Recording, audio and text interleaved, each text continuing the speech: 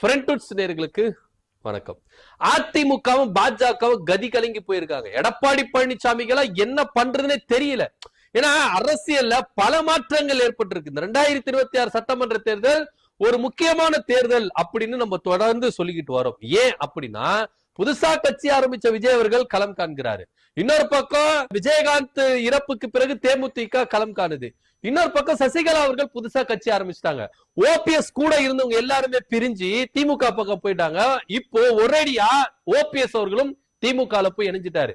அப்பவே எல்லாருக்கும் ஒரு டவுட் வந்தது. மனோஜ் பாண்டியன் போறாரு, அதே போல சுப்புரத்னம் போறாரு, வைத்தியலிங்கம் கூட போறாரு. ஐயா ஓபிஎஸ் அவர்கள் கோவப்படவே இல்லையே. ஒருவேளை நீங்க முதல்ல முன்னாடி போங்கப்பா, நான் பின்னாடி வரேன் அப்படின்னு சொல்லிட்டு வச்சார என்னவோ தெரியல.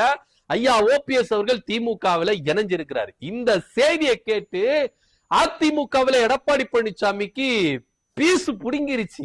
என்ன பண்ண போறாரு தெரியல. ஏற்கனவே தென் மாவட்டங்கள்ல பலத்த அடி வாங்கி இருக்கிறாரு எடப்பாடி பழனிசாமி. போதாத குறைக்கு டிடிவி தினகரன் உள்ள வந்திருக்கிறாரு. ஆனா இந்த பக்கம் சசிகலா அவர்கள் கட்சி ஆரம்பிச்சிட்டாங்க.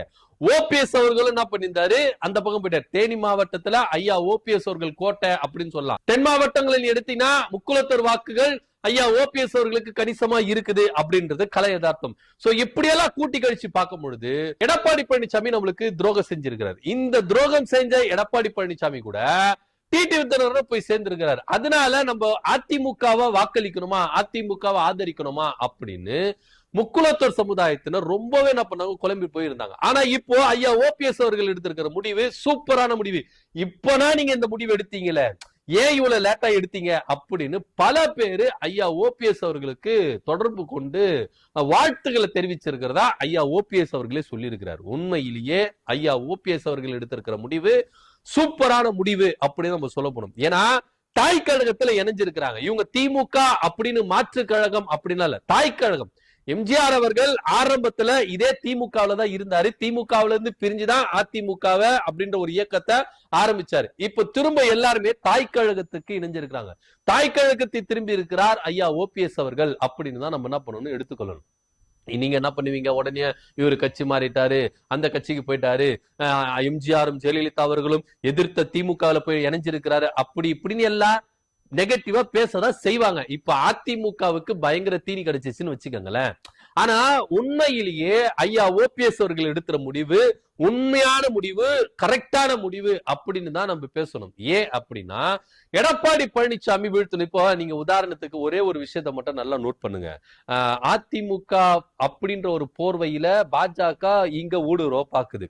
இந்த பாஜக அதிமுகவை எதிர்த்து போராடுகிற சக்தி இங்க திமுக கூட்டணியில இருக்கு. இதை இன்னும் பலப்படுத்தணும், இன்னும் இதை அதிகப்படுத்தணும் அப்படின்ற ஒரு பட்சத்துலதான் தேமுதிக உள்ள போயிருக்கிறாங்க. இப்ப ஐயா ஓபிஎஸ் அவர்களும் உள்ள வந்திருக்கிறாரு அப்படின்றது நிதர்சனமான உண்மை. அதிமுக தொண்டர்கள் உரிமை மீட்பு கழகம் அப்படின்றத முழுசா என்ன பண்ணிருக்கிறாரு ஐயா ஓபிஎஸ் அவர்கள் இங்க திமுகவுல என்ன பண்ணாரு, இணைச்சிருக்காரு. இப்ப திமுக காரராவே ஆயிட்டார், அவ்வளவுதான். இப்ப ஐயா ஓபிஎஸ் அவர்கள் கூட்டணியெல்லாம் வைக்கல, தாய் கழகமான திமுகவுல ஐயா ஓபிஎஸ் அவர்கள் இணைஞ்சிருக்கிறாரு அப்படின்றது தான் நிதர்சனமான உண்மை. அப்ப எல்லாரும் கேட்டாங்க, அப்ப நீங்க அதிமுக ஒன்றிணைக்கணும் அப்படி இப்படின்னு சொன்னீங்களே, தர்ம யுத்தம் அதெல்லாம் என்ன அப்படின்னா பழச பத்தி எல்லாம் பேசாதீங்க. இது புது அத்தியாயம். இந்த புது அத்தியாயத்துல தளபதி ஸ்டாலின் அவர்களோடு நான் எப்படி இணைஞ்சு செய்யறேன் அப்படின்றத நீங்க எல்லாரும் பழசெல்லாம் ஒழிஞ்சு போயிடுச்சுங்க, அதை பத்தி பேசவே பேசாதீங்க. அதிமுக ஒன்றிணையும் அப்படின்ற ஒரு எண்ணம் போயிருச்சு. ஏன்னா எடப்பாடி பழனிசாமி இருக்கிற வரைக்கும் அது நடக்கவே நடக்காது அப்படின்றதுதான் நிதர்சனமான உண்மை. இன்னொன்னு சொல்லாரு, அதிமுகன்ற ஒரு கட்சியே இல்ல, எடப்பாடி பழனிசாமி அதிமுகவே இல்ல. நீங்க வேணா பாருங்க, தேர்தலுக்கு அப்புறம் அதிமுக அப்படின்ற ஒரு கட்சி இருக்கவே இருக்காது. இன்னும் பல பேர் தங்களை தாய் கழகத்துல இணைச்சுப்பாங்க அப்படின்னு ஒரே போடா போட்டுட்டாரு.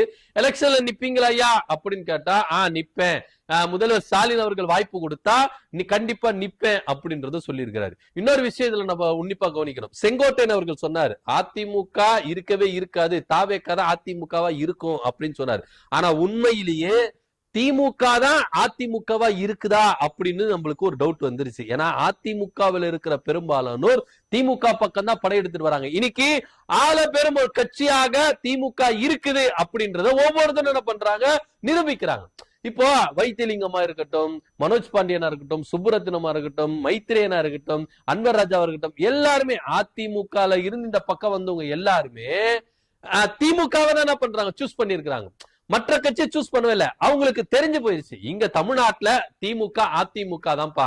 இப்ப அதிமுக அப்படின்றது அமுங்கி போயிட்டு இருக்கு. அடுத்தது யாரு, திமுக தான் அப்படின்னு. ஆனா ஒருத்தர் சைட்ல என்னையே போட்டியில சேர்த்துக்கோங்க, நானும் இருக்கிறேன், இங்க திமுகவை எதிர்க்கிறதுனா அது நான் மட்டும்தான், என் கூட வாங்கல அப்படின்னு கதறி கதறி அழுகுறாரு.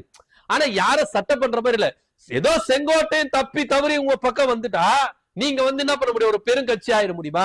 நீங்க திமுகவை எதிர்க்கிற ஒரு கட்சி ஆயிருமா? திமுகவை எதிர்க்கிற தைரியம் உங்களுக்கு இருந்தா நீங்க எதிர்க்கலாம். ஆனா இவங்க சும்மா ஒரு போக்குக்காக, ஒரு பேச்சுக்காக என்ன பண்றாங்க, திமுகவை எதிர்க்கிறாங்களுக்காண்டி. உண்மையிலேயே இவங்களுக்கு திமுகவை எதிர்க்கிற சக்தியா இந்த கட்சி மாறி இருக்குதா அப்படின்னா, எல்கேஜி ஸ்டூடெண்ட்டுங்க. எல்கேஜி ஸ்டூடெண்ட் எல்லாம் ஒரு காலேஜ் பிஹெச்டி படிச்ச ஒருத்தரை பார்த்து இப்படி எல்லாம் ஏளனமா பேசலாமா அப்படின்ற ஒரு ரேஞ்சுக்கு தான் நம்ம என்ன பண்ண முடியுது, இதை பார்க்க முடியுது. சோ அதனால பிஹெச்டி படிச்சவங்க எல்லாம் என்ன பண்ணுவாங்க, பெருசா எடுத்துக்கவே மாட்டாங்க. யார் சின்ன பசங்க ஏதோ காமெடிக்கு பேசி நிக்குது, இதெல்லாம் சீரியஸா எடுத்துக்கலாமா, ஆட போப்பா அப்படின்னு சொல்லிட்டு என்ன பண்ண கண்டுக்காம போயிட்டு இருக்காங்க. நீங்க ஒரு விஷயத்த மட்டும் நல்லா நோட் பண்ணிக்கோங்க. அதாவது வாய்ஸ் சவடால் விடுவாங்கல்ல, அவங்கதான் வீண் சண்டைக்கு வம்புக்கு என்ன பண்ணுவாங்க, போயிட்டு என்ன பண்ணுவாங்க, போய் முட்டி மோதினே இருப்பாங்க. ஒரு பலசாலி என்ன பண்ணுவாரு, அவங்க ரேஞ்சி அது அவ்வளவுதான். நம்ம ரேஞ்ச் என்ன இதான். நம்ம இறங்கி போயிட்டு இந்த அளவுக்கு அவங்க கிட்ட நம்ம போயிட்டு போட்டிக்கு ஏட்டிக்கு போயிட்டு நிக்கலாமா? நம்ம ரேஞ்ச் என்ன, அவ்வளவுதான், தட்டி விட்டு போயினே இருப்போம் அப்படின்ற ரேஞ்சுக்கு தான் திமுக ஒரு பக்கம் போயிட்டு இருக்கு. இன்னைக்கு அதிமுகவில் இருந்த பெரும் தலைகள் எல்லாருமே திமுக பக்கம் இணைஞ்சிருக்கிறாங்க. திமுக ரொம்ப ஸ்ட்ராங்கா இருக்கு. தமிழ்நாட்டை ஆளுகிற ஒரு மாபெரும் கட்சி அப்படின்னா அது திமுக அப்படின்றத ஐயா ஓபிஎஸ் அவர்கள் நிரூபிச்சிருக்கிறார். இன்னும் சொல்ல போனா தென் மாவட்டங்கள்ல முழுசா திமுக இப்போ கவர் பண்ண போகுது அப்படின்றதுதான் நிதர்சனமான உண்மை. தென் மாவட்டங்களை குறிவைத்துதான் பாஜகவும் அதிமுகவும் கூட்டணி வச்சு ஓபிஎஸ்ஸும் டிடிவி தினகரனையும் உள்ள சேர்த்துட்டு தென் மாவட்டங்களை கவர் பண்ணிடலாம் அப்படின்னு. ஓபிஎஸ்க்கு எந்த அளவுக்கு இவங்க நெருக்கடி கொடுக்கணுமோ அந்த அளவுக்கு எல்லாம் நெருக்கடி கொடுப்பாங்க இதுக்கப்புறம் அப்படின்றதும் நிதர்சனமான உண்மையா இருக்குது அப்படின்றதுல எந்த வித மாற்று கருத்து இல்லை. இன்னைக்கு வேணா பாருங்க, பாஜக இதுக்கப்புறம் ஓபிஎஸ்க்கு எந்த அளவுக்கு நெருக்கடி கொடுக்குறாங்க அப்படின்றது. ஏன்னா அரசியல் காழ்ப்புணர்ச்சின்னு ஒண்ணு இருக்குல்ல, அதை செயல்படுத்தின வேணாமா? நாங்க உங்களுக்கு வழி மேல வழி வைத்து என்ன பண்ணோம், தேவ காத்துட்டு இருந்தோம், இந்த பக்கம் வரீங்க, ஆனா நீங்க இந்த பக்கம் வருவாம திமுக பக்கம் போய் இணைஞ்சிட்டீங்களே அப்படின்ற ஒரு கோபமும் ஒரு ஆத்திரமும் பாஜகவுக்கும் அதிமுகவுக்கும் இருக்குது. அப்படின்ற இந்த மாற்று கருத்து இல்லை. இன்னைக்கு எடப்பாடி பழனிசாமி என்ன பண்ண போகிறார்? எடப்பாடி பழனிசாமிக்கு ஒரு நம்பிக்கை இருந்தது, எப்படியாவது பாஜக டிடிவி தினகரனை உள்ள கொண்டு வந்த மாதிரி ஓபிஎஸ் உள்ள கொண்டு வந்துடும். ஆனா நீங்க ஒரே ஒரு விஷயம் தான், ஐயா ஓபிஎஸ் அவர்கள் திமுகவுல போய் இணைஞ்சிட்டாருன்னு சொல்லிட்டு நிச்சயமா இவங்க என்ன பண்ணாங்க, விமர்சனங்களை வைக்கிறாங்க. அதிமுக இருக்கிறவங்க, பாஜக இருக்கிறவங்க, டிடிவி தினகரன் எல்லாருமே என்ன பண்றாங்க, விமர்சனங்கள் வைக்கிறாங்க. ஆனா ஐயா ஓபிஎஸ் அவர்கள் எடுத்திருக்கிற இந்த முடிவுக்கு முழுக்க முழுக்க காரணகர்த்தா யாரு அப்படின்னா எடப்பாடி பழனிசாமி தான் அப்படின்றத யாராலையும் மறுக்க முடியாது அப்படின்றத நிதர்சனமான உண்மை. ஏன் அப்படின்னா ஐயா ஓபிஎஸ் அவர்கள் எந்த நிபந்தனையும் இல்லாம, எந்த பதவியும் வேணாம், எந்த புகழும் வேணாம், எந்த பேரும் வேணாம், அதிமுக ஒன்றிணையத்துக்கு நான் வரேன், தயாரா இருக்கிறேன் சொன்னாங்களா இல்லையா? எத்தனை பேர் சொன்னாங்க? ஒரு நிர்வாகிகளா ஓபிஎஸ் உடைய ஆதரவாளர் நிர்வாகி என்ன சொன்னாரு, உங்க கால்ல வேணா விழுற ஐயா, அதிமுக ஒன்றிணைக்க விடுங்க ஐயா, ஏன் இது மாதிரி பண்ண மாட்டீங்க? எத்தனை பேர், எத்தனை போராட்டங்கள், சட்ட போராட்டங்கள் எல்லாமே பண்ணி பார்த்தாச்சு. ஆனா எடப்பாடி பழனிசாமி ஈகோ இத ஒத்துக்கவே இல்லை, உள்ள கொண்டு வர்றதுக்கு சம்மதமே தெரிவிக்கல. ஆனா இன்னைக்கு எடப்பாடி பழனிசாமி முதற்கொண்டு மற்றவர் எல்லாருமே ஐயா ஓபிஎஸ் அவர்களை விமர்சிக்கிறாங்க. இந்த விமர்சனங்களை நீங்க கட்சிக்குள்ள சேர்த்துக்கிட்ட பிறகு மீண்டும் அவர் போயிருந்தாருன்னா சொல்லிருக்கலாம். நீங்க எந்த ஒரு வாய்ப்பும் கொடுக்காம இன்னைக்கு ஐயா ஓபிஎஸ் அவர்கள் ஒரு சரியான முடிவு எடுத்திருக்கிறாரு அவருடைய அரசியல் எதிர்காலத்தை நோக்கி. ஏன்னா திமுக தாய்க்கழகத்துல தன்னை இணைச்சிருக்கிறார். இந்த தாய்க்கழகத்துல இணைச்சதுனால அவருக்கு பெருமை தான். ஐயா ஓபிஎஸ் அவர்களுக்கு எந்த சர்க்கிளும் இல்ல அப்படின்றது நிதர்சனமான உண்மை. ஆனா இவங்க எல்லாருமே எப்படி சொல்றது, ஒரு காண்டுன்னு வச்சுக்கோங்களேன், இந்த காண்டுல கூட இவங்க என்ன பண்ணுவாங்க, இப்படி பிதற்றுவார்கள் அப்படின்றது தான் நிதர்சனமான உண்மை.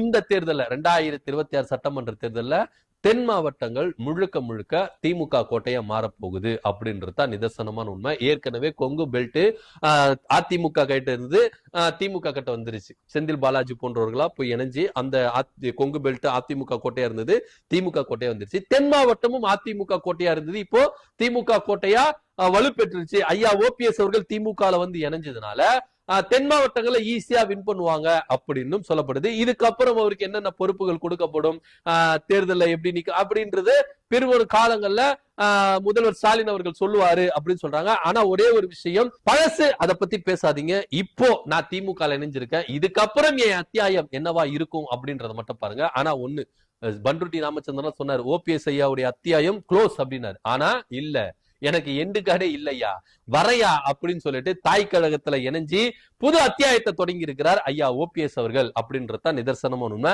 இந்த இணைப்பு, அதாவது தாய் கழகமான திமுகவில் ஐயா ஓபிஎஸ் அவர்கள் இணைஞ்சதுனால அதிமுகவில் எடப்பாடி பழனிசாமிக்கும் பாஜகவுக்கும் ஒரு பெரும் பின்னடைவு அப்படின்றது நம்ம உண்மையா கலை யதார்த்தத்தை வச்சு நம்ம என்ன பண்ணணும், ஒத்துக்கணும்.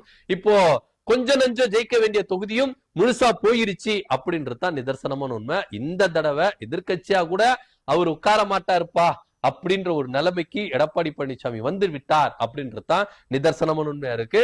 இதுக்கப்புறம் என்னென்ன சம்பவங்கள்லாம் நடக்க போகுது அப்படின்றத தொடர்ந்து பார்ப்போம். ஐயா ஓபிஎஸ் அவர்கள் தாய் கழகமான திமுகவில் தன்னை இணைச்சிருக்கிறாரு. இதை பத்தி ஒரு கருத்து என்ன அப்படின்றத கீழே கமெண்ட் பண்ணுங்க. நன்றி, வணக்கம்.